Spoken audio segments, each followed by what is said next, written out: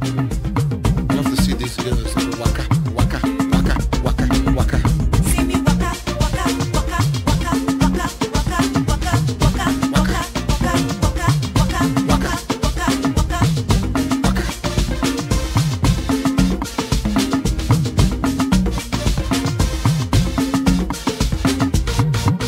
Walking down the townships of Mother Africa, watching them girls swing hips down in Africa. Can you imagine me in Africa, watching girls dancing me soca makosa?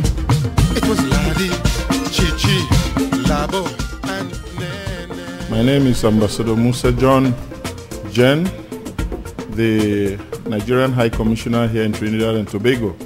Now, we've been confronted with a lot of interesting questions about Nigeria, and we believe that a documentary about Nigeria will showcase not only Nigeria but Africa. So that is one of the main reasons why we've decided to show you this footage. We are using Abuja as a case study. Abuja is the federal capital city of Nigeria. It's about 35 years old. It's a new city, brand new. It was constructed and on the basis of the need to decongest Lagos, which was the former federal capital of Nigeria. So Abuja is now the new federal capital. So as you can see, there's a lot of improvement over Lagos. Lagos still remains the commercial capital.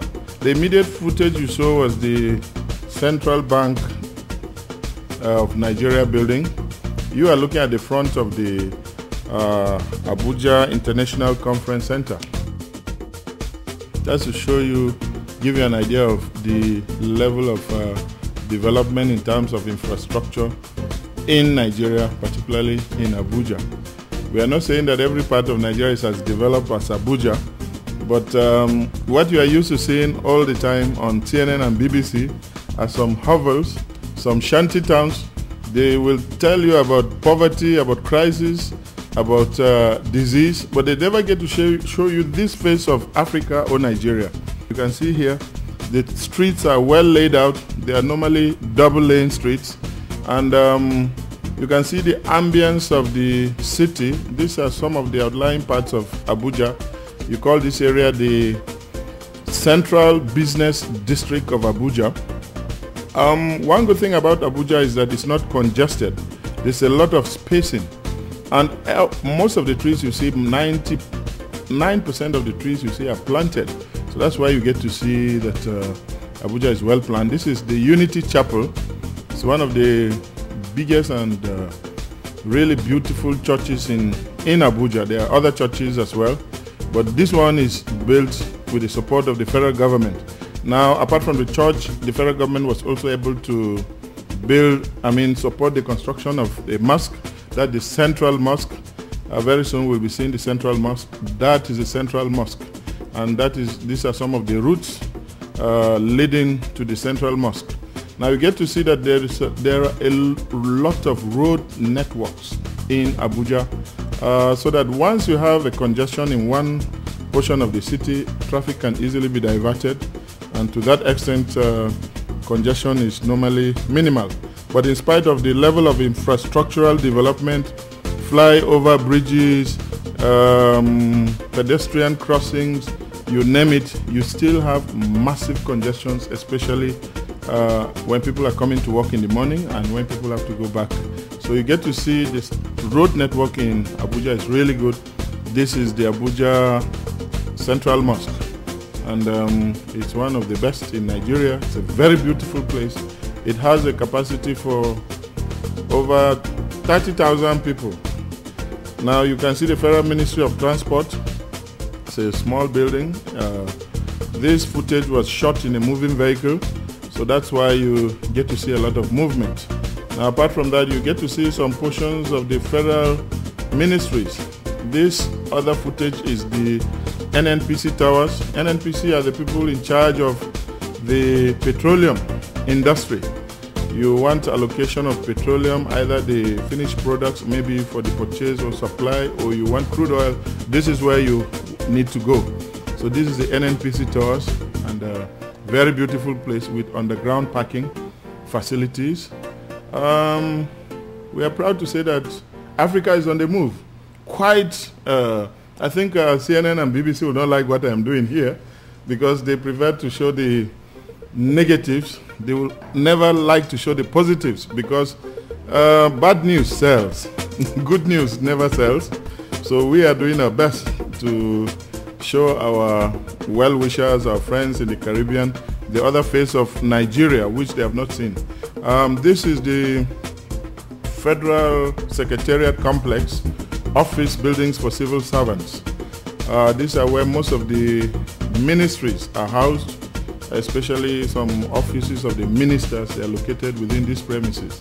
Now the Federal Secretariat has capacity to accommodate well over 50,000 workers, and they are in segments, and these are part of the segments you get to see. They are really gigantic structures with underground parking as well.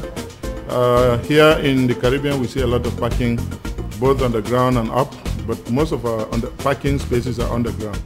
So this is, here you see the Eagle Square. The Eagle Square is where you host most of the receptions, party conventions, maybe evangelical crusades. Sometimes you host it in the Eagle Square. These are locations close to the Eagle Square, and from this area it's a central location. You can go to the National Assembly from this area. You can go to the Central Business District. You can go to the High Court Complex. That's the judiciary. And then you can also go towards the outskirts. You can see the lightning. One thing that will strike you is that you don't get to see electric cables outside. This whole underground cable system network in that place. You don't see exposed telecommunication cables like power lines. You don't see telephone lines outside. It's all underground. So that's to show you that Africa is not the dark continent. We are as good as some countries in Europe, but this is what they will not like to hear. But whether they like us or not, we're coming up, and we are going forward. This is Total, one of the filling stations in Nigeria. It's a chain. You have Total, you have lots of others because it's a deregulated sector, and people are allowed to get license to market petroleum products independently. You get to see the level of cleanliness. Abuja is well taken care of.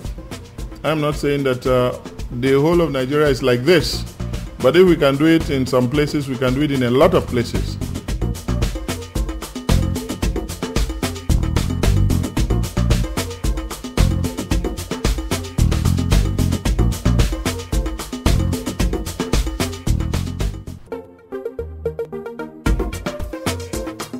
Now, this green domed building is the National Assembly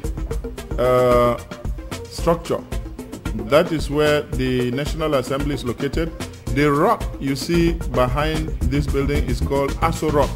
In fact, the name of the president's complex, the presidential complex in Abuja, is called Aso Rock. That is where Mr. President stays, just before these rocks. The road to these areas are well laid out. You have overpass and underpass, you name it. We have 360 members of the House of Assembly, and then we have 109 senators. All of them are elected. So we have an upper legislative arm of government which comprises the senators, and the lower arm which are the members of the House of Representatives. Now you can see on this wing, when you look closely, these are the office complexes of the members of the House of Reps, the House of Representatives. Each member, 360 members, they have at least 3 offices allocated to each member. He has an office for himself, he has an office for a secretary, and a small sitting room where he receives visitors. So it's a huge complex we are looking at here. And the Senate, like I said, apart from having over 120 offices within this place, they have committee rooms, they have halls where they do a lot of meetings. So it's a gigantic structure when you look at these things. From the footage, it may look small, but when you enter there, you know that, yes, Africa has come of age, and Nigeria in particular.